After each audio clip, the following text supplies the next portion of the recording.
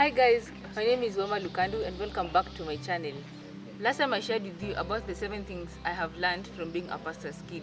Today I'd like to share with you what I liked and what I didn't like about me being a pastor's kid and about the life of a pastor's kid. I'll begin with what I didn't like. Number 1, what I didn't like is of course the judgment, and I don't like it till now. When people expect you to be the most perfect human being on earth, when people expect you to be an angel or not even to make a single simple mistake, you do that, the whole world will be there to crucify you. That is one thing I don't like, and I'd like people to understand, like I said in my previous video, we are imperfect and we are not pastors. It's just our parents that are pastors. We are not. So we have all the right to make all mistakes that we need to make, and we are also on a path of discovering ourselves. So mtu akifanya makosa, just let it pass. Don't mention it to their heads over and over again. The second thing I didn't like about being a pastor's kid is the societal expectations, which of course is more or less the same with the first point. When you're a pastor's kid, people expect you to be as perfect as possible. People expect you to be the righteous one. Even your own friends wanakuangalia wanakukumbusha, kwani wewe si mtoto wa pastor? Why are you doing this and you're a pastor's child?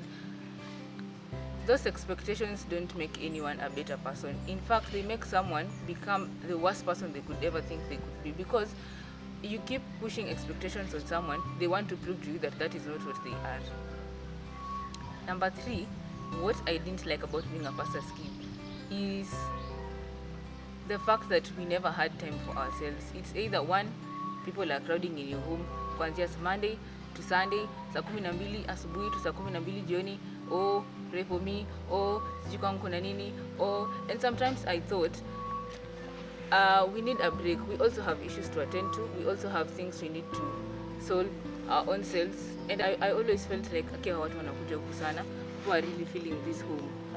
But now I feel I have learned differently, and I have learned that my parents and of course ourselves, we are placed at position to pray for people, guide people, counsel people, and people need that from a pastoral home. So when people crowd in a home, when people come seeking opinions, seeking prayers, seeking guidance and counseling, I have come to appreciate it. I have come to learn that it is a special thing that they are looking for, and people need help. So people need to get that help where they need to get it. The fourth thing I have disliked over time is when people look at you and think they are doing you favors because you are a pastor's kid and probably wanaona kama kwenyu you don't have an earning, you don't have any other thing to do. What they are helping you with is the offering they give. That has been my worst. And sometimes people want to appreciate the pastor, but for me and my siblings, at the back of our mind, we are like, we don't want it. We don't want it because you people think that you are doing us favors by doing this. You think you are helping us a lot by sending in your appreciations and doing all that. But for us, it wasn't something that we liked being part of. In fact, I'd give you an example. In my home church, they do a pastor's appreciation day annually. And for the longest time, we never liked that day, because people would want to come and come pick you from home, or they want to take you to church on a convoy, and then they want to shower you with gifts. At the back of our minds, you're just thinking, now the next thing you're going to hear from your friends or from people around is that your church is doing you favors by giving you money, by giving you food stuff, by giving you things. It's as if we don't have. I have no problem with people of my church, but the people out there might be thinking the church is doing these people a favor. Now, on to the things that I liked about being a pastor's kid. Number 1, we go to church always by 6 a.m. we're in church, and we get out of the compound at 6 p.m. onwards. Whether we have something to do or we don't have, whether we have an activity or we don't have an activity, we would just hang around till evening. That's our office hours. Our office hours are past 8 hours. So for us, it has been a very interesting thing to go to church and be the first to be in church and be the last to leave church. It has been a very, very interesting thing. And to be honest, corona, quarantine, social distancing is affecting us a lot. The second thing I liked about being a pastor's kid is that it is in this space that I discovered my talent. It is in this space that I discovered that I can sing, and it is in this space that I've discovered lots and lots of abilities that I can be able to show. I've also enjoyed serving in church because for me there's always a fulfillment being part of a team, being part of worship team, being part of the children's department, being part of teams, walking around, playing around with the children. It gives me a source of joy, a source of fulfillment, and the fact that it is that I'm giving the service back to God, it is a great joy, because the greatest longing of a human's heart is knowing that they have the glory of God in their lives. So the fact that I serve God and that God brings back down his glory in very many ways, that just makes me feel good. The fourth thing that I have liked about being a pastor's kid is the fellowship that I've had with my fellow pastor's kids. And I always thought that I'm the only one who does or feels whatever I have been feeling for a long while. But when I came to meet up with my fellow pastor's kids some time ago in 2014, and I realized that we have lots and lots of things that we share in common, lots of things that, again, we share in common that we like and that we don't like. I came to realize that it is such a privilege to be in this space.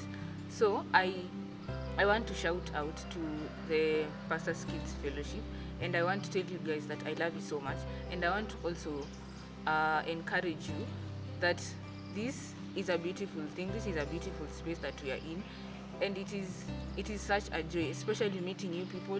You have great energy, you have great potential, you are great ministers of God, and God bless you so much for the sacrifices that you give in your various homes. When people come visiting you, people talk about you and it's true or not true, and you take it. When sometimes you have issues and you even don't know who to talk to, or when you feel like you need to be alone and you need to fix out things yourselves, you are allowed to do all that. You are a human being like every other person is, and you are allowed to express yourself in very many ways that you need to do. Just make sure that you don't ignore and you don't deny the fact that you are a pastor's kid. That is one fact that you have to get into your head and allow it to sink in your head and accept it day and night, because God has given you a chance to be an inspiration to other people, to be an inspiration to your friends, even those ones who ridicule you, even those ones who think you have a boring life probably. God has given you a chance to inspire them. God has given you a chance to change that perception in their heads. So use that position well, and may God bless you. Yeah, I keep telling you that this content is not just for pastors' kids alone. It is for you, the congregant, the deacon, the church leaders, those of you who are serving in church, and even you who is not saved. This content is for each and every one of us. Come, let's share, let's learn the experiences that we have about this life and about salvation, about Christianity, everything about Christianity.